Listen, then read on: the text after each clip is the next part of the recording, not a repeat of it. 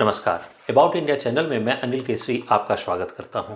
About India channel का वास्तविक उद्देश्य भारत की संस्कृति और उसके पहलुओं का परिचय कराना है और विशेषकर युवा वर्ग के मध्य। और इसी में आप जो है वह गौर करके देखिएगा, जैसे हम लोग हमारे यहाँ जो साधु संत होते हैं हिंदू धर्म के अंदर, उन हिंदू धर्म के साधु संतों को अगर गौर करके देखिए तो वह गेरुआ रंग का वस्त्र पहनते हैं। तो आखिर गेरुआ रंग का वस्त्र जो है वह क्यों पहनते हैं, इसके पीछे की अवधारणा क्या है, क्या दर्शन है ऐसा कि गेरुआ रंग का ही वस्त्र क्यों पहनते हैं, वो क्या क्यों धारण करते हैं। हम लोग अगर किसी भी साधु संत को देखने को जो है वह चाहें तो यह तस्वीर जो है वह बड़ी आम सी जो है वह दिखाई देती है। साधु संत जो है वह गेरुआ वस्त्र का धारण करते हैं। आखिर क्यों गेरुआ वस्त्र का धारण करने के पीछे कुछ तो कारण होगा। हर साधु संत गेरुआ वस्त्र का ही धारण क्यों करता है हिंदू धर्म के अंदर? तो आइए देखिए, गेरुआ रंग जो है, गेरुआ रंग है, यह जिसे हम सैफ्रॉन कहते हैं या भगवा कहते हैं, यह दरअसल प्रतीक है किस चीज का? त्याग का, सैक्रिफाइस का। तो पहली बात त्याग, यानी कि जो गेरुआ वस्त्र धारण किया है वो सैक्रिफाइस करने के लिए तैयार है, त्याग करने के लिए तैयार है। ये पहला सिंबल, पहला दर्शन कि वो त्यागी है, वह त्याग करने के लिए तैयार है। इसके बाद जो है वह क्या है कि वह एक जो है वह गेरुआ कलर जो है वो मोक्ष से भी जुड़ता है। अब मोक्ष से कैसे जुड़ता है, जिसे सैल्वेशन कहते हैं, मोक्ष से कैसे जुड़ता है, आइए इसके संदर्भ में थोड़ा सा हम लोग थोड़ा डीप जो है वह जाना पड़ेगा इसमें। देखिए, तो देखिए ऋग्वेद, अगर हम लोग बात करें ऋग्वेद की बात करें तो ऋग्वेद के काल में, ऋग्वैदिक जो पीरियड है उस काल में देवताओं का भी वर्गीकरण किया गया था। देवता, जो जितने भी देवता थे उस समय देवताओं का वर्गीकरण किया गया था। और देवताओं का जो वर्गीकरण था वो 3 प्रकार के देवता थे।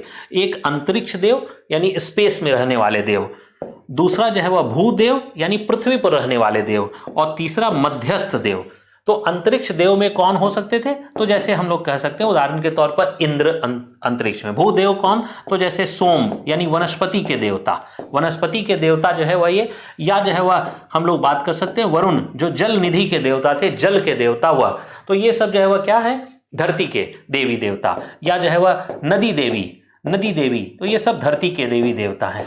ठीक, और इंद्र है यहाँ, तो इंद्र जो है वह क्या है? अंतरिक्ष के देवता। अब ध्यान से देखिएगा, इंद्र अंतरिक्ष के देवता हैं और भूदेव में सोमदेव जो है को हम लोग रखते हैं। मध्यस्थ देव में हम लोग 2 को रखते हैं, एक अग्नि और एक सूर्य।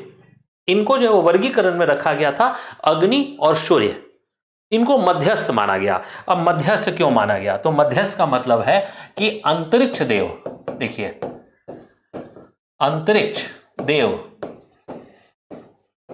ठीक, और भूदेव, इसके बीच की कड़ी, तो देखिए सूर्य यानी सन कहाँ है? अंतरिक्ष। तो वह जो है वह सन के माध्यम से, सन के किरणों के माध्यम से भूदेव से संपर्क स्थापित हो रहा है। और ये अगर सरफेस है यानी सतह है तो यहाँ पर अग्नि के माध्यम से, ये अग्नि की लपट है और अग्नि की लपट के माध्यम से अंतरिक्ष देवताओं को जो है वह का संपर्क स्थापित हो रहा है। इसलिए इन दोनों को, अग्नि को और सूर्य को, इसको जो है वह माना गया क्या? तो मध्यस्थ देव।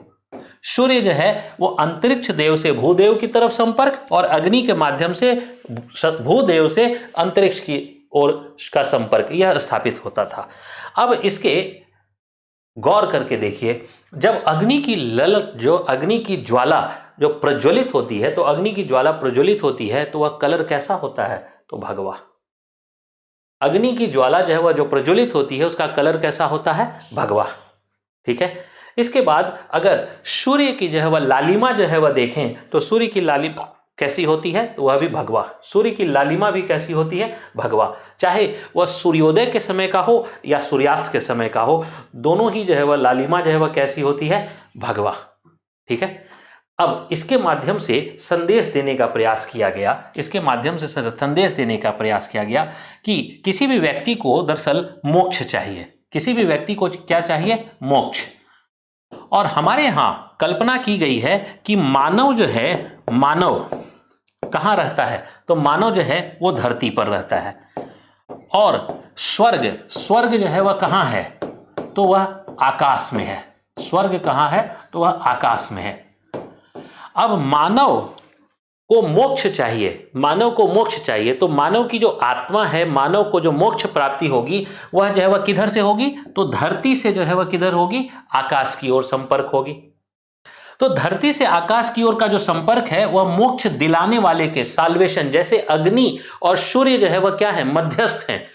ठीक इसी प्रकार जो है वह हमारे साधु संत जो है वह क्या है, हमारे साधु और संत वह क्या है, तो ये दोनों भी जो है वह हमारे मोक्ष दिलाने का माध्यम जो है वह ये बनते हैं, मोक्ष दिलाने का माध्यम ये बनते हैं। और अगर कोई मोक्ष दिलाने का माध्यम बन रहा है तो वास्तव में हमारी आत्मा जो है वह क्या है, धरती से स्वर्ग की ओर की यात्रा कर रही है। और यह धरती से स्वर्ग की यात्रा जो है वह कैसे हो सकती है, तो धरती से स्वर्ग की यात्रा जो हो सकती है वह हो सकती है हमारी अग्नि की ज्वालाओं से। और अग्नि की ज्वालाओं का कलर क्या है, भगवा। सूर्य का कलर क्या है, भगवा। इसलिए जो है हमारे साधु संतों के वस्त्रों का जो कलर है वह है भगवा।